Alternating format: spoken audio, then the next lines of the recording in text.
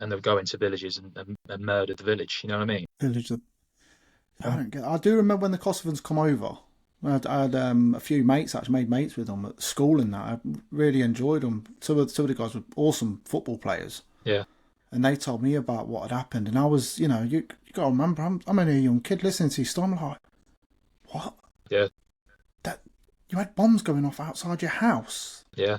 So I get angry at people when they say that, oh, we've got all these people coming into the country. And I'm like, mate, you'd do the same. If there's bombs going off outside your house and your family and your kids are at risk, what, are you going to stay there? Yeah. Nah, I'm gone, mate. I'm taking my kids and going.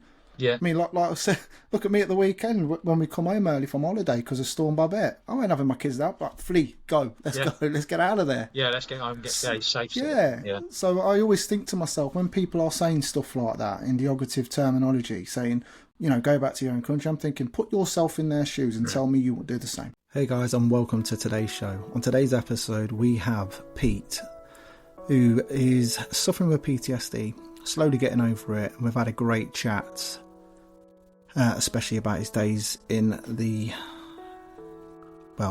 his tours in Kosovo and Iraq. So please, let's get into today's episode. This podcast isn't to be used to act as a substitute for mental health counselling, and I am not a therapist in any way, shape or form. I'm just here giving you ways in which I dealt with my mental health. Welcome everybody. On today's episode, we have the man behind Show Me Your Warface YouTube channel. His name's Pete. He's a great guy. He's a friend of a friend. It's come on, kindly. He's ex-military, but I'm going to let him tell you his story and what he's been battling with. I know there's a lot of people out there that's been in the wars, my cousin included, and there is a lot of talk of said subject. So, Pete, how are you doing, buddy? Yeah, well, good, thanks. How's life? Yeah, not bad. Sort of up and down, as you can imagine, but at the minute, everything's pretty positive. So I'll take that. I don't try and look too far in the future. I just sort of take what's in front of me now. And sometimes deal with it day to day, and then week to week, month to month, and so on and so on. And so at the minute, in a reasonable place. So no complaints.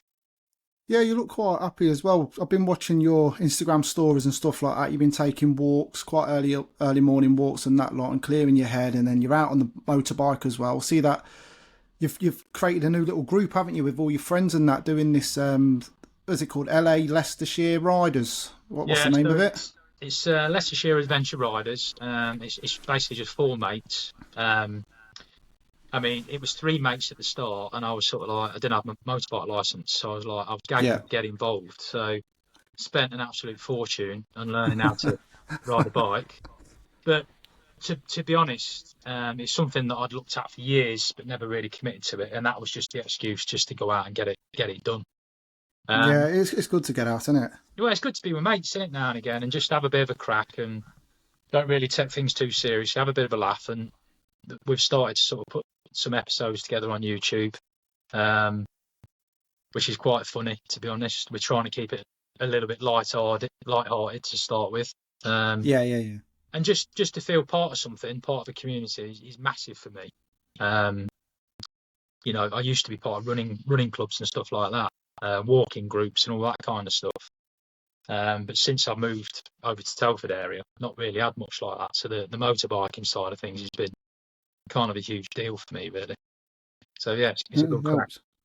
I was going to say, when Mike's been speaking about it, I keep thinking I need to go out and get my bike license because it looks so much fun. And I've been watching the channel from when I think you put a post up, and then that's when I got into it. So I've seen all the other episodes before that, and then yesterday when they released the episode 1, the intro looked amazing. Absolutely love that.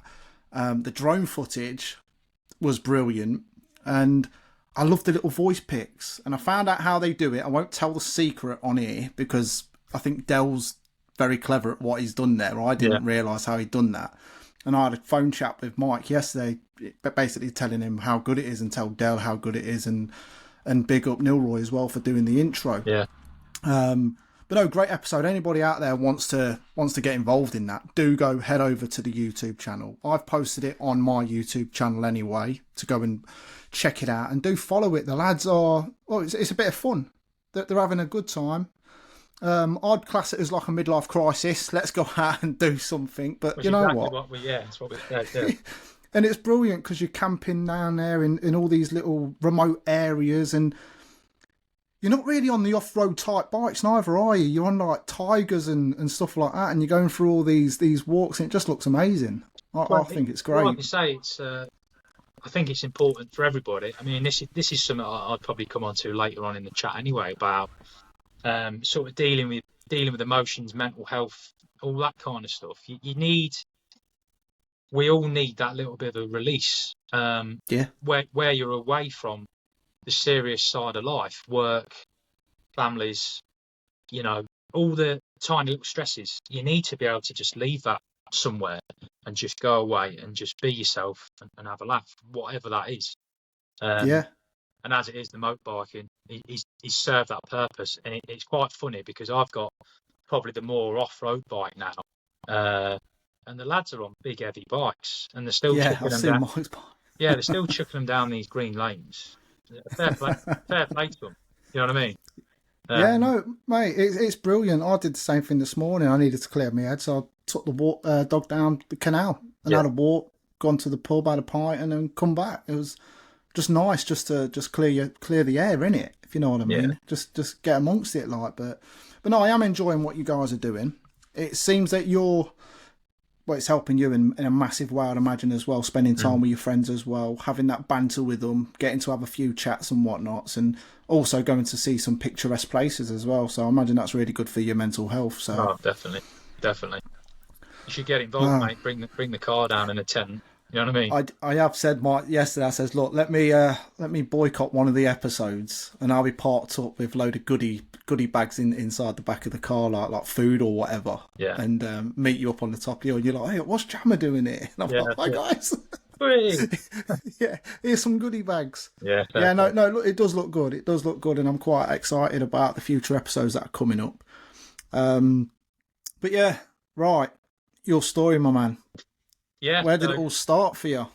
Well, I suppose at the beginning, 1996, September the 1st, the day I joined the army, I suppose, where things started to change almost instantly from stepping off that bus on the barracks, and really, you imagine as like a 16, 17-year-old lad, you're on your own. You've got a bag of clothes. You're on a bus with other lads that, to be honest, are pretty fearful of what the next few days are going to be.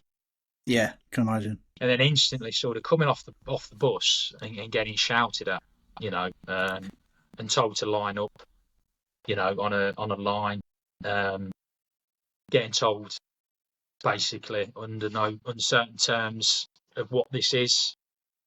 It's a bit of a shock to the system, to be fair.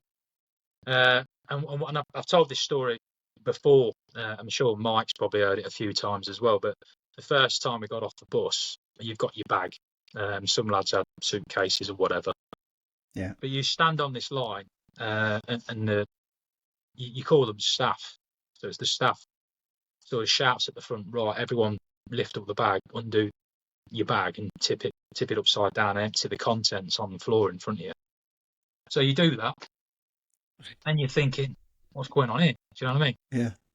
Yeah. And then they come round with a bin liner and basically put your personal possessions in it and say, you don't need that, you don't need that, you don't need that. And sort of everyone's like, got photos of loved ones. I was going to say, your creature comforts. You're away from home. Pictures, photos. They strip it down. Strip it right back. I always used to say that there's almost sort of rewiring your brain to be a different person, be a soldier, which I kind of understand. Second day, we all got marched up to the barbers, number 2 all over. Yeah, classic. Seen that in Chucky movies, when they shave their head off. And we had like the green boiler suit. really fresh. Everybody else on the camp is like looking at you, and they're just basically taking the piss out of you because you're the new boys. And you find that that's quite a theme in the military. You've really got to sort of get your foot in the door before you sort of earn that bit of respect off other people. Otherwise, you're just seen as the new kid on the block, if you like, and you tend to get all the crap jobs. You tend to sort of, get spoke to not particularly nicely, which you kind of expect. But there's a line. There's always a line. So, yeah, training was a bit of a harsh reality, really. It was, after sort of 12 weeks, you're a different person. As in what way? Do you lose like your compassionate side, or what happens? You kind of told that everything that you know, and all your sort of beliefs and morals, if you like, are just stripped down to, right, that's not important now. We are now going to basically tell you what you need to do, how you need to think, how you need to behave. And if you allow yourself to do that, some people didn't. Some people said, I'm not having this, and they left, and they were just, taken away and sent back home. Yeah. But if you allowed yourself to sort of get involved with it, after 12 weeks of a 17-year-old lad or girl, then you come out a different person on the other side, and you think you're kind of better than everybody else. You think you're fitter, stronger than anybody else. You haven't got time for any sort of fuss, or you're very sort of clear on what you want. You're determined. You're very cutthroat, and you haven't got time for that. All that silly immaturity, all that negativity. You're on one. You know what I mean? You're just like, this is it. This is me. Literally, now. From a boy straight to a soldier. This is who you are now. You got one prerogative in mind, and that is it. Just straight. You're really thinking about it. Yeah.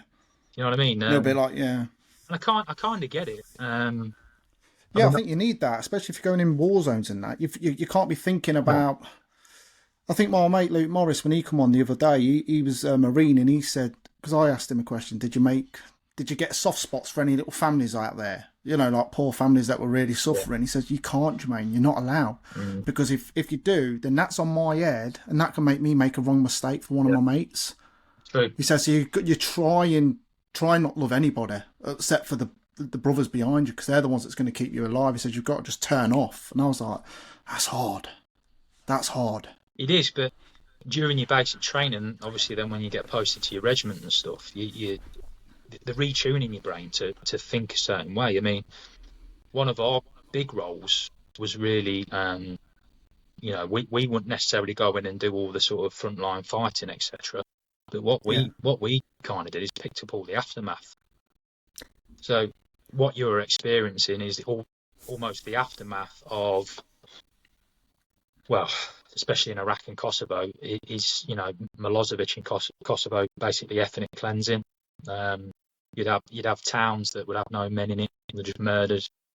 There were towns that just only had kids in, and you'd have to deal with that.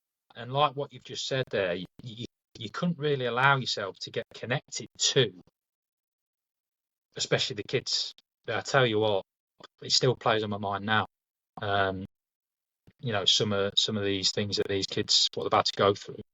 And that's probably the hardest thing I've found difficult to deal with. Even though I've been out of the military now for quite a few years, sometimes I'll be sat there and I'll be watching a couple of kids on a park or whatever, messing about, and it just takes me back to a memory, of a kid in Kosovo who saw his parents murdered, and the aftermath of trying to deal with that. So it's sending shivers up my body, man. That it's I'd find that difficult. I'm too. Don't know. I'd want to save them all. Yeah, but you're not allowed. You can't show your weak side, can you? I suppose. But you kind of are saving them, because you have the experience of pure joy as well, where there was this one kid in Kosovo. We'd gone out into the mountains to build a bridge, over this river. Wicked. So basically, a local community could go over this river and go into the local town and do trade and all that sort of stuff. But when it rained, the river was too wild, so they just couldn't get the vehicles through, and they couldn't walk through it or swim through it. It was just, it was like rapids, I suppose. So we'd gone and built this bridge, and kids would just come out from nowhere, just kids, barely any adults. You might have a couple of old men, but it's all kids, and around you, and they wanted stuff. And there was this one kid that they want food, they want chocolate, so you give them a bit of chocolate or whatever. And I drew a little sketch of him, just like a 30-second sketch on this bit of paper. Yeah. I said, "Here, have this present," sort of thing. And we went back there probably a week later to check the bridge was, still intact, etc. Yeah. And he came running over and showing me he still had this little drawing. Oh. So you kind of are saving them in a way. Yeah, giving them a bit of hope. You're giving them a bit of hope, and I have to remember for all the things that you've dealt with and seen. They've had it a million times worse, but also you have to remember the good side. The small tokens, the gestures that you've given them, how you've actually given them a bit of hope. Yeah, and you have to remember. They may have carried that as well. And I found that hard to deal with as well, actually, because when I left the military, I always felt like I should be doing more. I think you've done enough for the kids. Do you know what I mean? It's hard though, isn't it? Because there's that many kids. How do you save every single one of them from what's been happening in these war zones? Well, I mean, look at the current situation.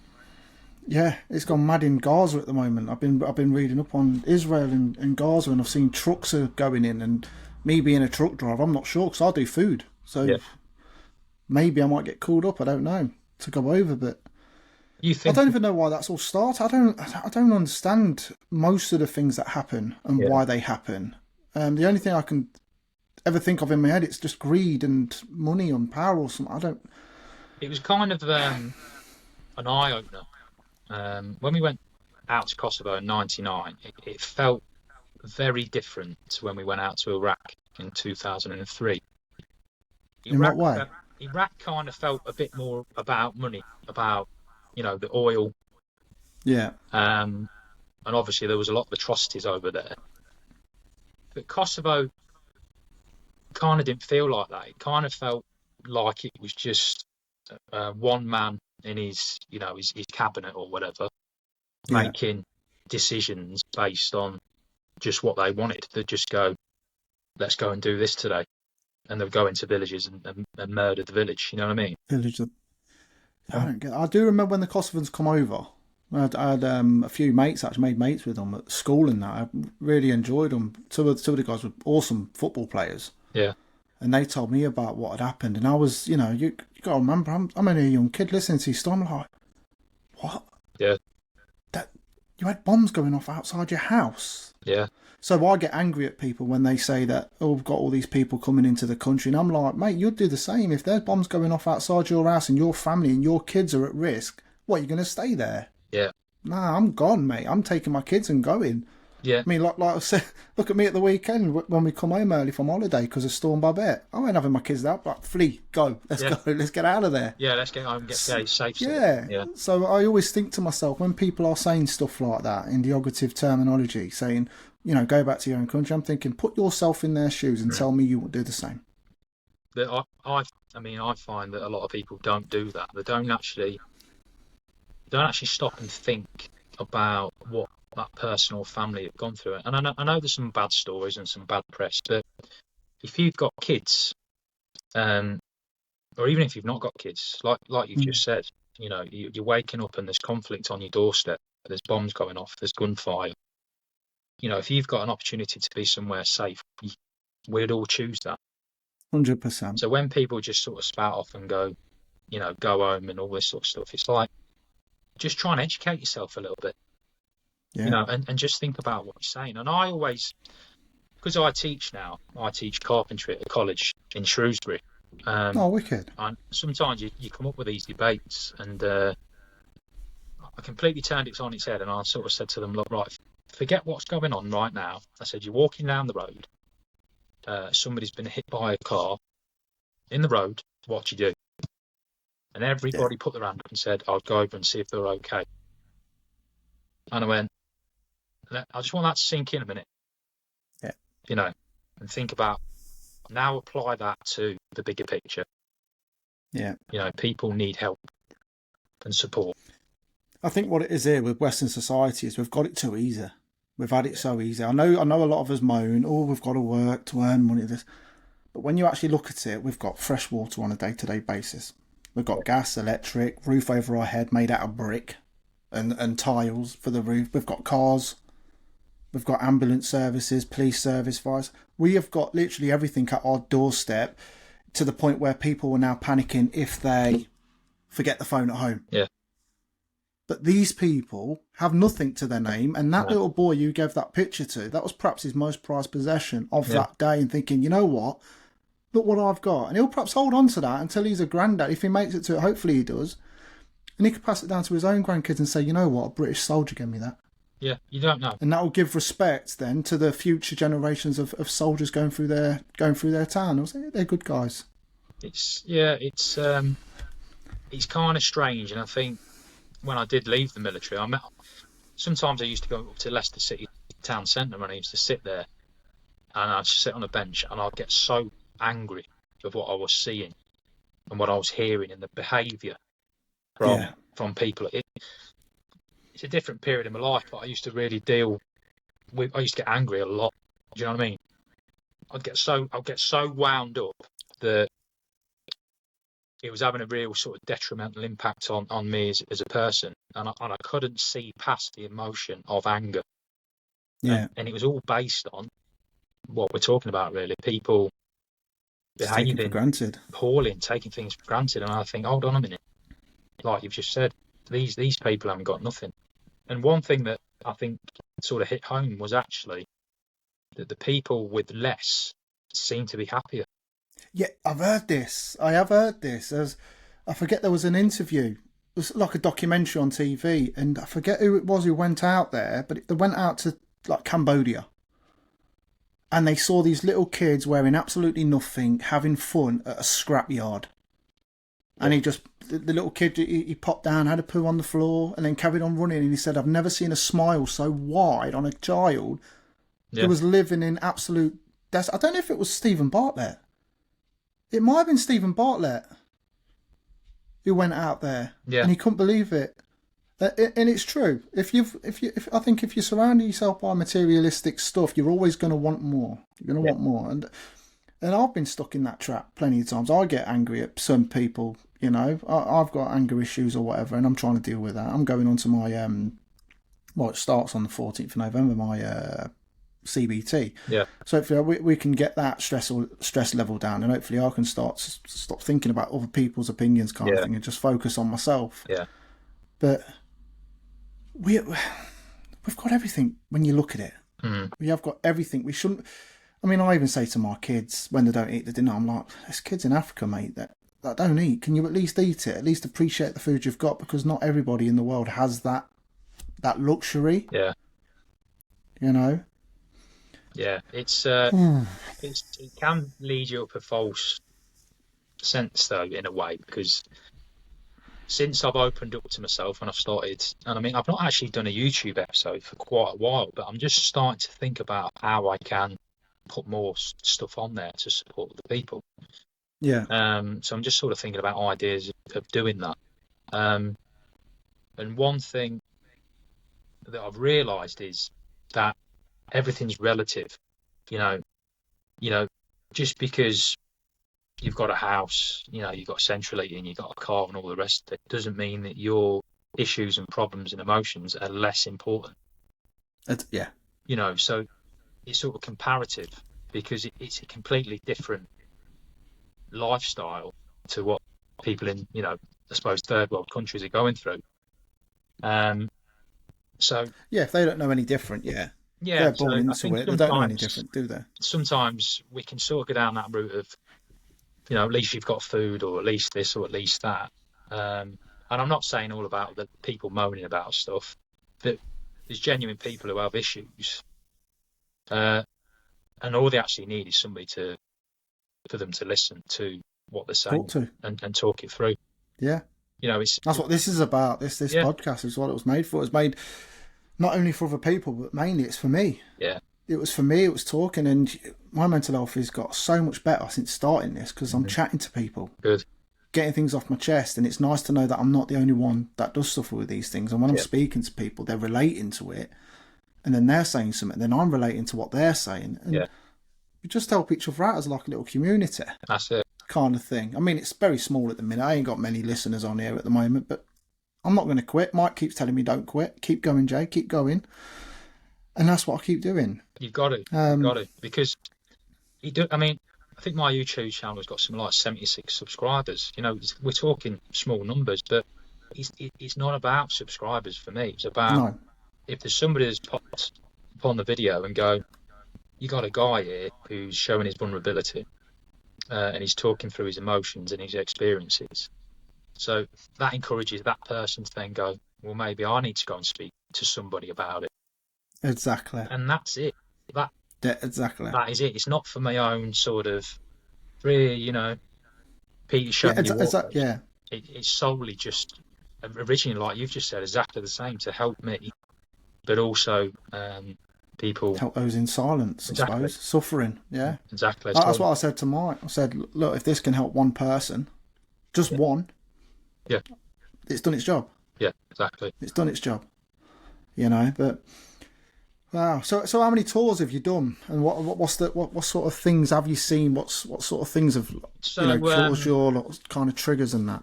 Yeah. So I've done 2 tours, and then I've sort of gone on. Tours are when you sort of go away for 6 months at a time. And then I've done multiple sort of exercises. Exercises can be like a week long to sort of 6, 7, 8 weeks long. So, I've done a lot of exercises across Germany, Canada, Poland, places like that. But my actual tours were Kosovo and Iraq. When I went to Kosovo, I was obviously, how old was I? 19. Wow, still a young boy then, really. Still very young, kind of area. But I've been in the military sort of 3 years. 2 or 3 years. So I was kind of like got my feet under the table, conditioned and whatnot. I suppose. But Kosovo was just bonkers. I mean, absolutely crazy. We got there, had no accommodation at all. So you were living off your vehicle. Bear in mind, Kosovo in the winter gets down to minus 25, minus 26. So you're living off the vehicle. I thought it was always hot. No. No hot water. No creature comforts. You know what I mean? So it was kind of like severe. But like when you're in any good team or any good club or you've got good people around you, you make the most of it. So you help each other out and you adapt and you crack on with it.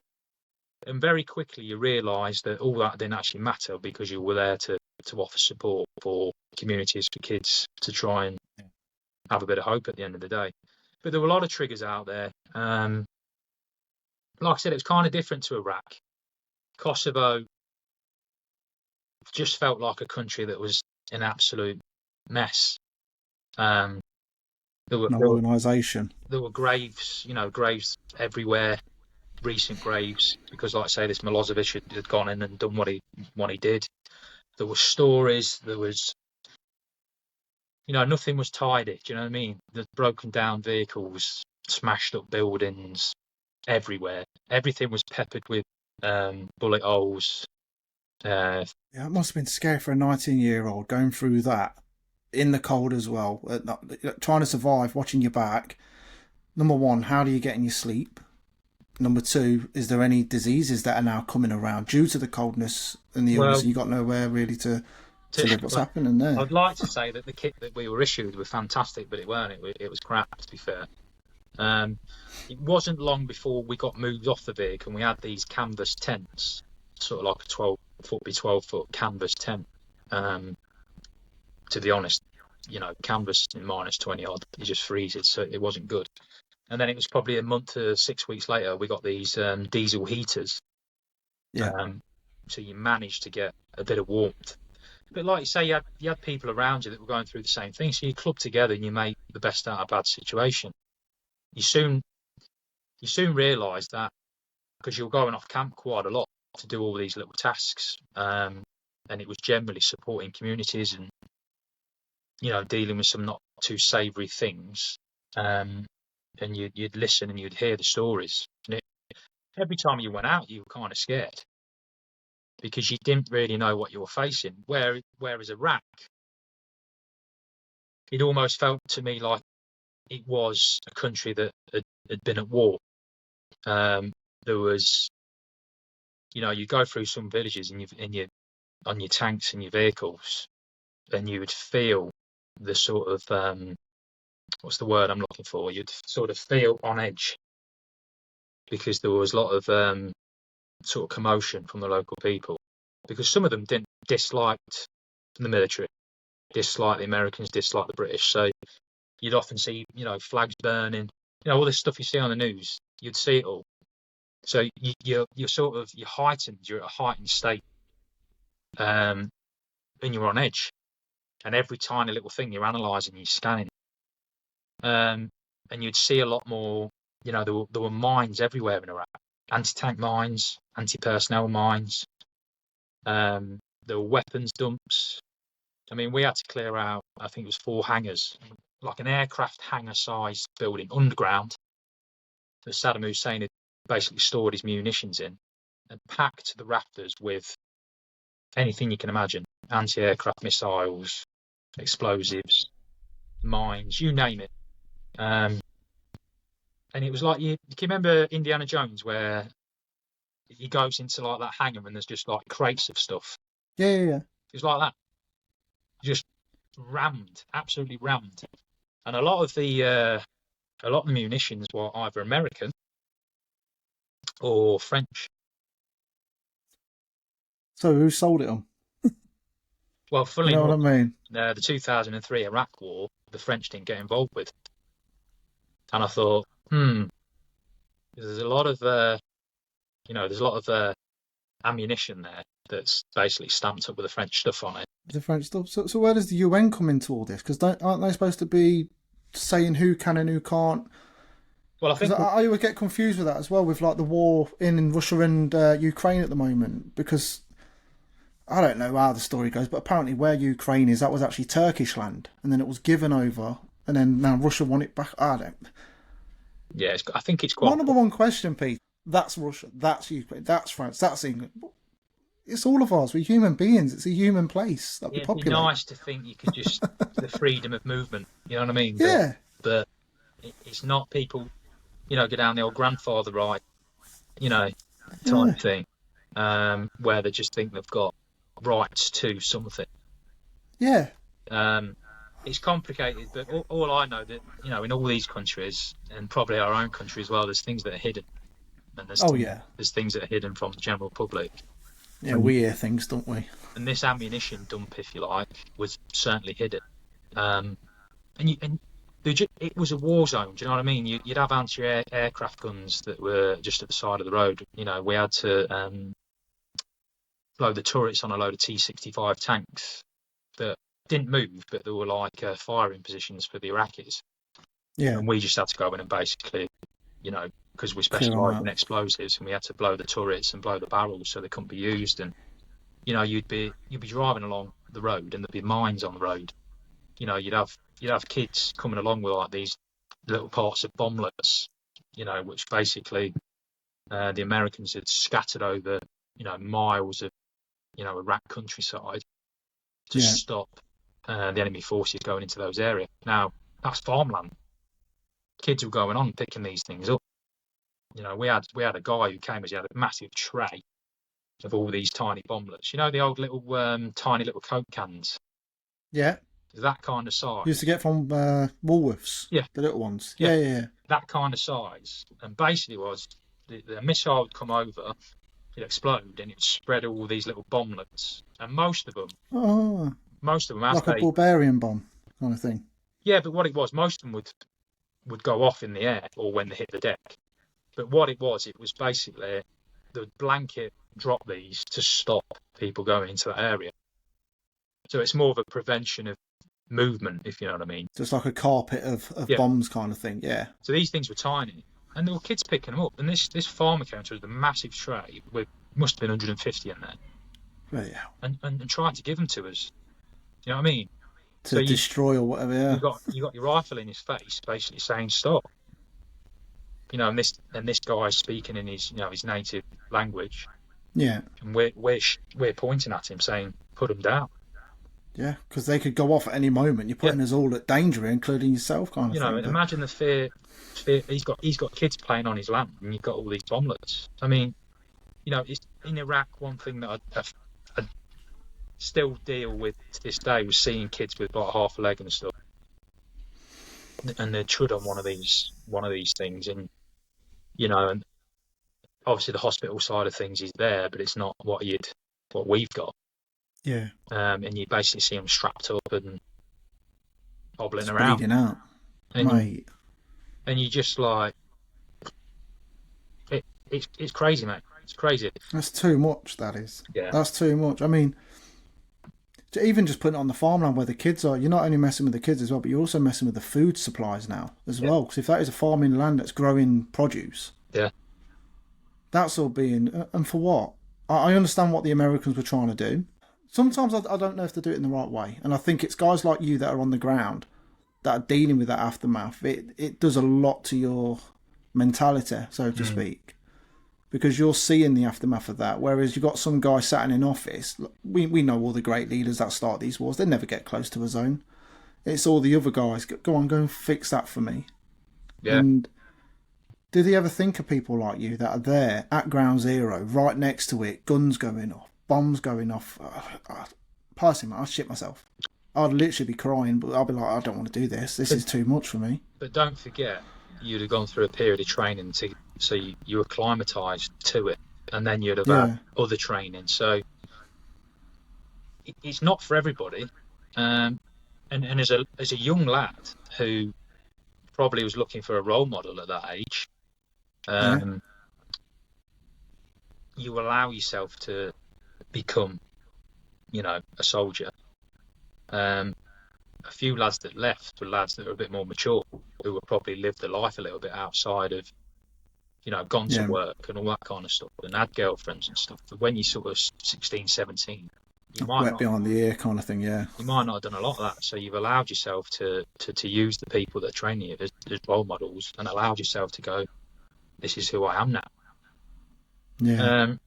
But there's a lot of fear. Like I remember once in Iraq, we're on this vehicle called a Spartan. It's a small tracked vehicle, and I was basically on the general purpose machine gun in one of the little turrets, and got the driver and you got the commander, and I'd basically gone.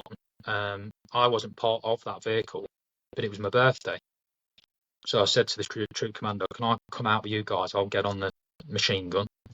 I want to get out. I want to start helping people. I want to get involved."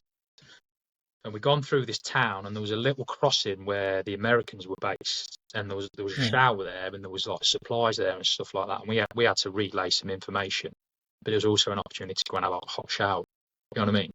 Yeah. So we'd gone through this town, and there was a American flag burning. It was all old boys, having a fag and whatever.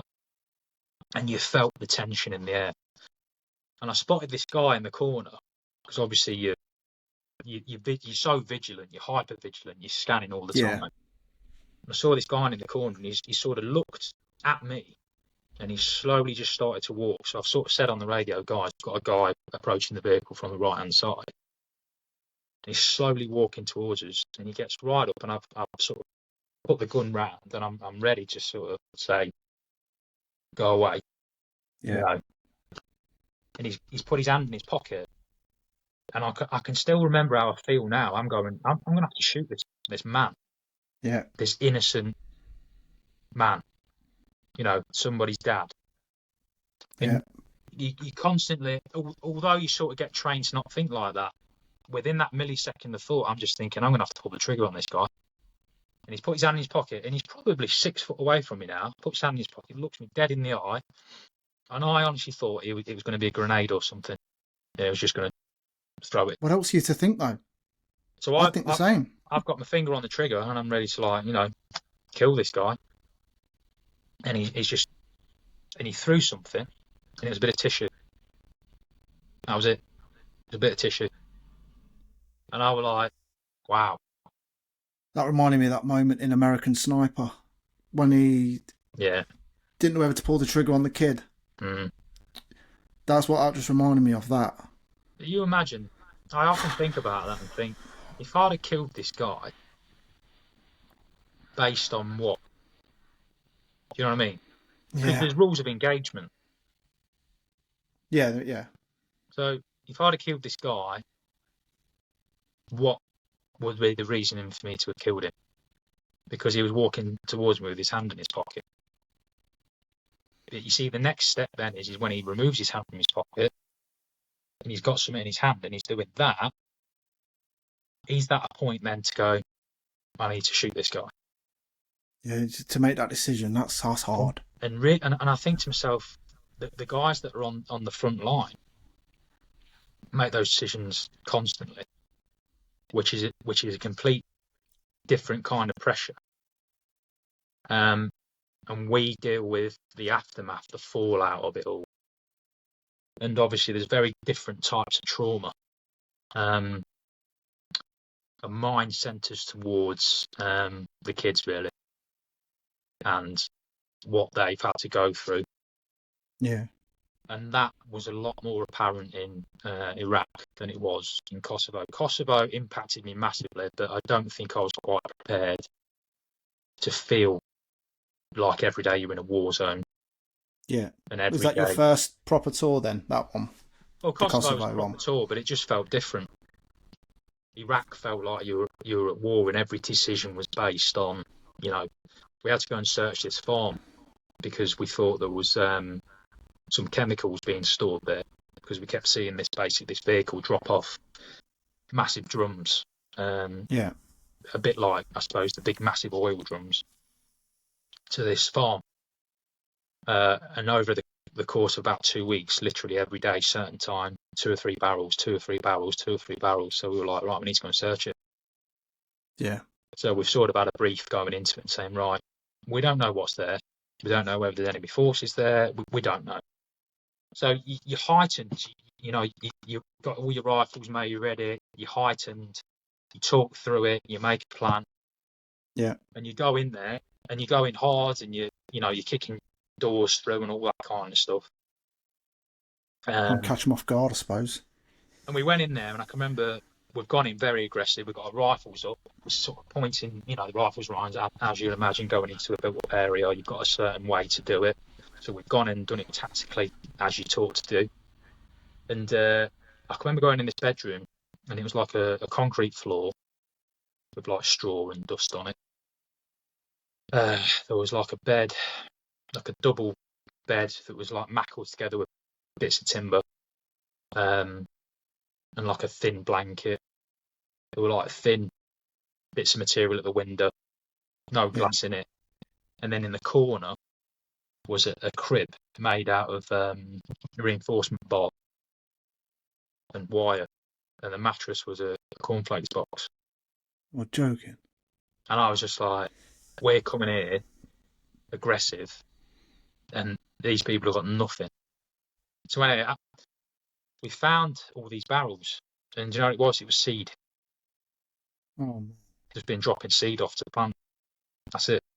Yeah, but that's the thing though, when you're in a war zone, like you said, you're heightened already. Yeah. If you haven't got the proper intel that you guys need, you're going to think...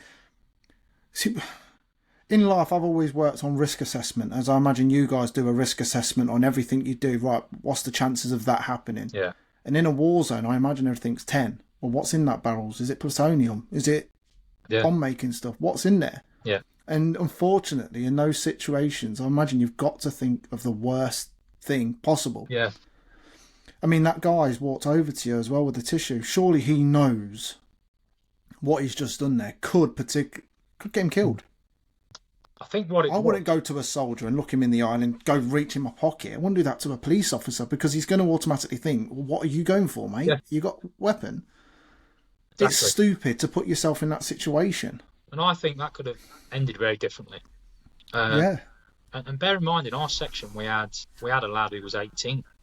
He'd been in the military for 6 months. There you go. And I'm thinking, we're going on this farm. It's very tense. We're going in very aggressive. And he's, you know, he was quite a switched on lad, to be fair. But I thought any of us could have made a poor decision and pulled the trigger. As it was, though, in the end, we went from going in very aggressive to our section commander right saying, put your rifles down. So you just put them down your side.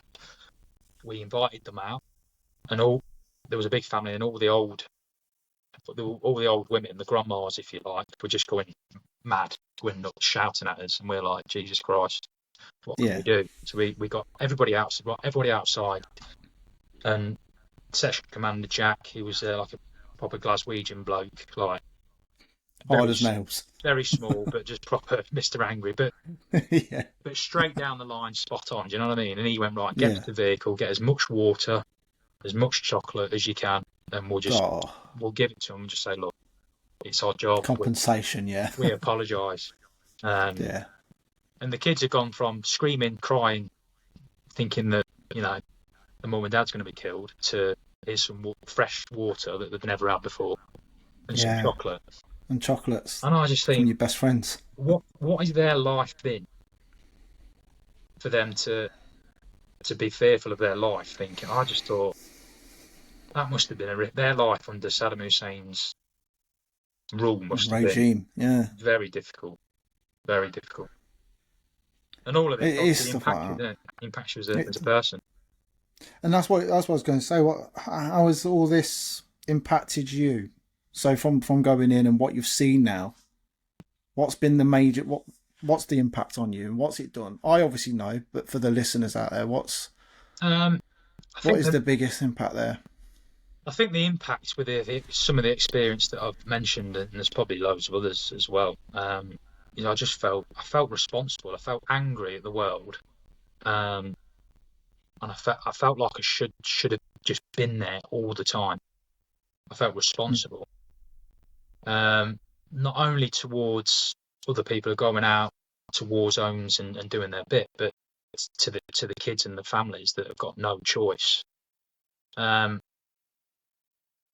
when I came home, I felt just so angry that I was just in a normal sort of rat race kind of Britain, where you get funneled into, you know, certain pockets of what the government want you to be or whatever it is.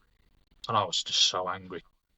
You know, angry where it impacted my mental health massively. You know, I got massively into drinking, smoking, out of control, sold my house, split up with my partner, spent 25 grand on just going out drinking. I'd pay for everybody. Come on.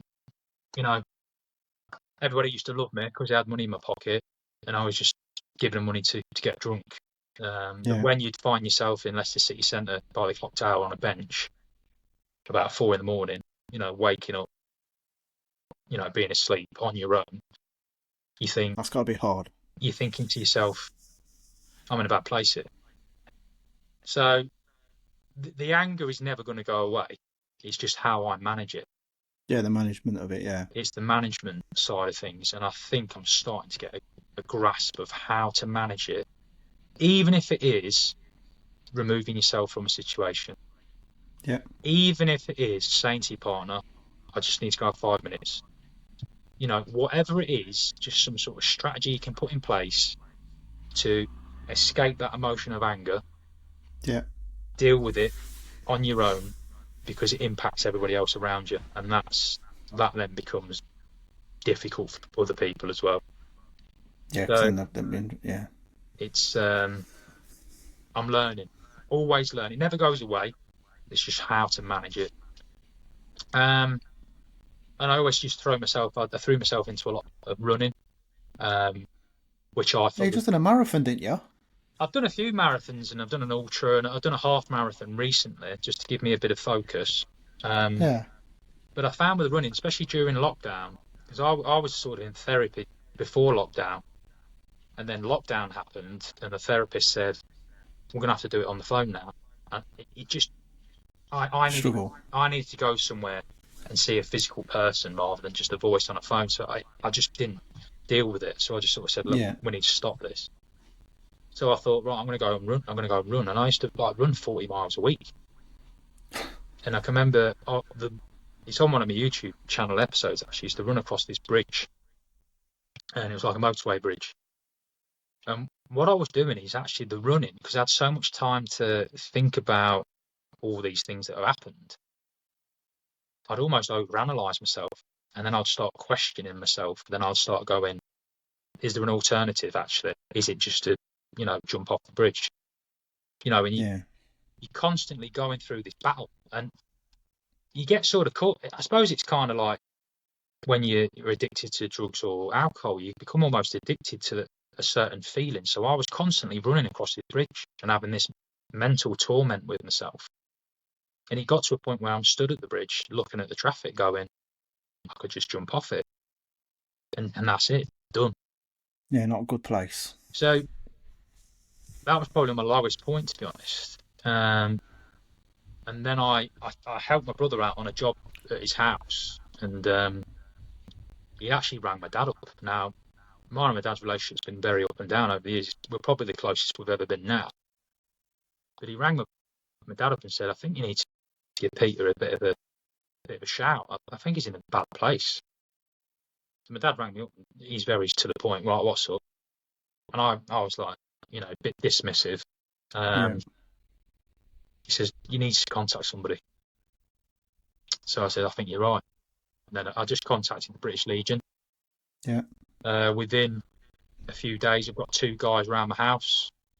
I've signed up to a program called the Warrior Program, which is like a 4 or 5 day residential. Going through certain things. I then went to Let's Talk therapy and had some therapy and all that sort of stuff. So that decision to actually go like you have, you've gone, I need some help with this. So I'm going to make that first step. That's normally the hardest step to make, I think, is actually going, I need a bit of help. Admitting to yourself. Yeah, it's that admitting when you admit it to yourself. That's it. That's the hardest, because you don't want to admit it. No. So yeah, that's where we're at really. But at present, if I look at my life, I go, I'm at a house, I'm with an amazing partner who supports. She's absolutely bonkers, but she's so supportive and loving. That's what you need, yeah. I see my friends more. I mean, I'm doing the motorbike stuff. Works work. It's okay. Yeah. And I think it ain't bad.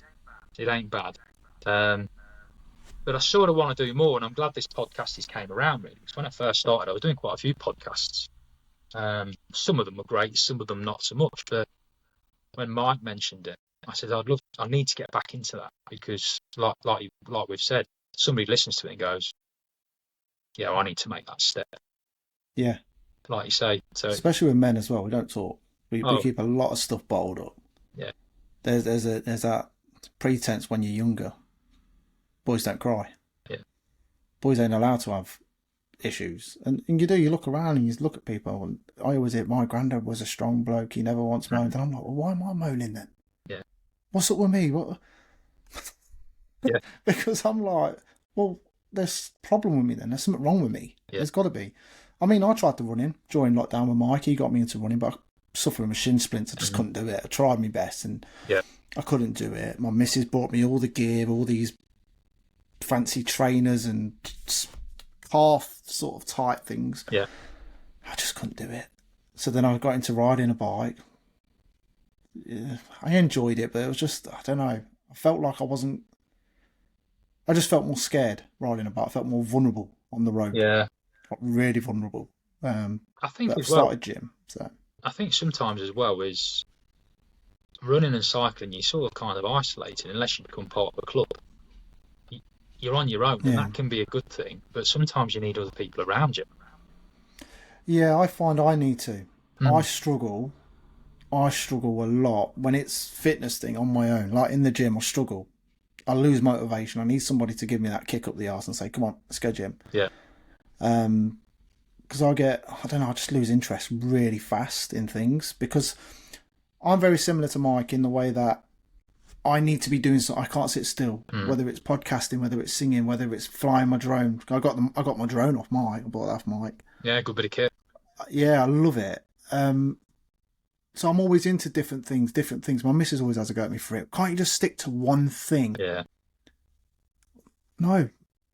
And it turns out I might have ADHD, and that might be the cause of it all. Yeah. You know? But no, like I say, me personally, what I'd say to you is, from watching your videos, from what Mike said, Mike doesn't say a lot, because obviously that's your personal information, and I've always been a great believer in, look, I'll let Pete tell me, because I told him that you're coming on, and I said, don't give me any background, I don't want to know anything about it. I'm not going to watch his YouTube channels or whatever. I want to really get to know this bloke properly. But from what I'm seeing, mate, honestly, for what you've done for us as a country, you've done great things. So straight away, pat yourself on the back for that. You ain't got nothing to be ashamed of for that. You've gone out there, you found your fault that was inside your head. It wasn't never a fault in the first place, but you've basically made out in your own head that you know. But you've got yourself out of bed. You've got yourself doing things. You've got yourself onto that warrior program as well. That sounds really awesome, by the way, that, for a lot of other people out there that's perhaps been through the similar thing in the army or whatever. That sounds like something to jump on with the British Legion. But you've not gone down that wrong path, the way you was heading, standing on that bridge. You've done something about it, and it's people like that become the champion of who they are, because you might not be here anymore. Yeah. You know? And believe it or not, there's a lot of people that would be upset and sad if that was the end result. So, I mean, I've just passed that qualification, actually, suicide and self-harm prevention. Yeah, I was quite awesome. impressed with that. Yeah, I've passed that. So hopefully I say hopefully, but I don't mean it as an hopefully, because I don't want to see anybody in that position. Yeah. If you know what I mean. But if I am there at that right time, then hopefully I've got the confidence to go and try and save them, kind of thing. Yeah. But where you've come from being that guy, look at you, you're flying. You hear your mates. I love seeing you smile on that videos. I don't know you as well as the other guys. I'll be honest with you. This is my first time actually properly speaking to you face to face on here. I just think you're a good guy, genuine guy. And I think a lot of people out there that are in the same situation as you. I've got a friend, Danny Shaw. He was in the army. He was on TV because he had witnessed a female army, one of the female counterpart to him. She was sexually abused in the army from her own regiment. And he got stabbed in the back from his sergeant. He had a knife or something in his boot. Right. And there was in this like little trench bit during training, and he stabbed my mate. My mate's got a scar all the way up his back. Yeah, and he was on TV, Panorama or something like that. Yeah, it was on TV, mate. And he's been through the mill. He's suffering with PTSD due to it. Still suffering now. And you know what? That bloke can't settle. Yeah. He cannot settle at all. He's moved all around. He's had multiple partners. He's got multiple children with different partners as well. And it's a pattern. It's hard. It's a pattern that I'm very familiar with, apart from the kids. Yeah, he struggles. I've moved around all over the place, partners, this, that and the other. It's a pattern of behaviour. It's about recognising the pattern and then trying to prevent the pattern from happening. And the only way to do it is to accept that you need the help and then get support. And that's what you've done, and that's a good thing. And you've started your own YouTube channel. What's that called again, just for the listeners out there? It's called Show Me a Warface. It's basically it's not flash. When I first started it, I was like, I don't want it flash. It's going to be me talking. That's it. So, if people want flashy graphics and this, that, and the other, it's not the sort of thing that you're gonna look at and go, oh, I'll check that out. It's just me talking. And some people have actually, when I first started, some people have actually contacted me and said, I've listened to it, and thanks for being vulnerable, and thanks for sharing your emotion, because that's how I feel, and that's given me a bit of a kick up the arse. Yeah. That's what it's about. So I'm going to try something else. I don't feel like I'm done with it. I've had a bit of time away from it, but I'm going to try something else. I'm not sure what, but something, I think. You know, I think will be good. Yeah. I was thinking about this when I was watching it. If you were to go into like the wilderness, like a forest, sort of the forest is where you normally walk through anyway, from what I've seen on your videos. Yeah. And do like a teaching for young kids how to make a fire, how to do a trap to capture little animals or whatever. I just think, you know, like skills, life skills. Because then you never know. People out in these war zones now, if they've got internet connection, they might find your videos and be like, oh, I know how to make a fire. I know, you know, like survival skills, stuff that you've learned through the army kind of thing. But whilst also talking about your mental health at the same time as teaching. If that makes any sense. I think that'll look quite cool. Yeah. Like survival, a little bit like Bear Grylls kind of thing, but somebody with real lived experience. Pete Grills, just like do like and that. Honestly, and you can incorporate it when you are on the motorbikes as well with the lads. Yeah. So like they're filming that thing, and then at night you can say, right lads, this is for my YouTube channel now. I'm going to do this, and we're going to talk about things. I think that'd be quite cool. Sort of toyed with the idea before, and I've mentioned it to a few friends. You know, would they be willing to just have a chat? I'd kind of like to have a camera set up around the table, and say, right, this is the theme of the conversation. Let's talk about it, and just have, you know, because like you say, a group of men sharing things across the table. That'd be brilliant. That would be brilliant. Yeah, I'd like to be involved in that. Yeah. So maybe 100%. Maybe we could think about something that we could do. Maybe, you know, use your podcast platform to bring it together, potentially. No, mate, honestly, I'm down for that. Yeah. I'm down for that 100% because it's bringing lads together to talk about their issues, getting it off the chest, and hopefully becoming warriors of our own person. Yeah, that's becoming our own champion. That's it. Pete, man, thank you for coming on, boy. No problem, mate. Amazing person, and Mike was bang on. You've been through a lot, dude. Yeah, but you're on the other side. For me, I think you're in a good place from what I can see. We've all got stories that have impacted us, and it's how we deal with them. And you know what you're doing is fantastic because you're giving yourself a voice, but giving potentially other people confidence to talk about it as well. And the more guests you have on, it was showing their vulnerabilities. Is fantastic. So yeah, that's what we need. Just be vulnerable. Just keep doing what you're doing, mate. And obviously, it's going to help you as well because you know you've got things that you're going through as well. And you get that support you need, and it's positive stuff. It's just taking those positives, isn't it? Yeah, it is. I'm learning a lot from people that I'm speaking to as well. Like Mike at the moment for me is my mentor. He's my go-to guy whenever I've got a bad day or whatever. I'll say Mike, and he's a bit like how you said your dad was, straight to the point. Like, what's up? What's the issue? How do we fix it? How do we move on from it? Yeah. And I love him for that. He's just someone I can just pick the phone up to, chat to him, tell him my issues. It's one of his strengths. He's very good talking. At that. Yeah, he's a good lad. I keep trying to get him on here, but he won't come on. No. I want him to come on. It's, you know what, and that's fine, isn't it? You know, he does things. And I respect people's boundaries. Yeah. If they don't want to come on, they don't want to come on. I'm not the type of person to force. You know what I mean? He's a good lad. Known him many years. He's a good lad. And he'll support people. You know, but he's like you say, he's not one of them guys that will, you know, be all sort of come on, and he's like, right, like you just said, what is it? How can we get over it? How can we move on?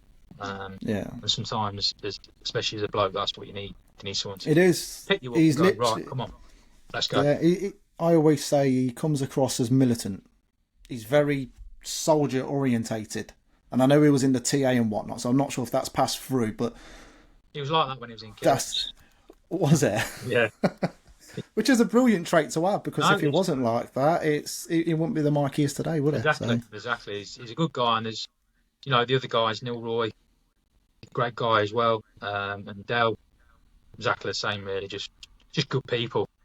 Yeah, you know. I like Neil Roy. I've met him a few times, Neil Roy. Yeah, he's, you know what, he's dealing with a lot of things. Yeah, he is. Yeah.